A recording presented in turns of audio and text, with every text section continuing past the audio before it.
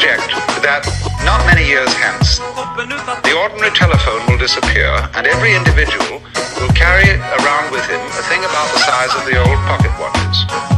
One side of it will be a TV screen and a speaker. The other side of it will be a set of buttons, over which you just place your finger to activate.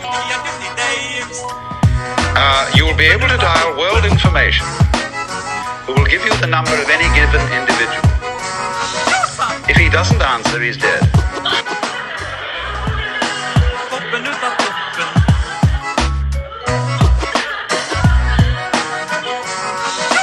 So under such circumstances, absolutely no one can get lost.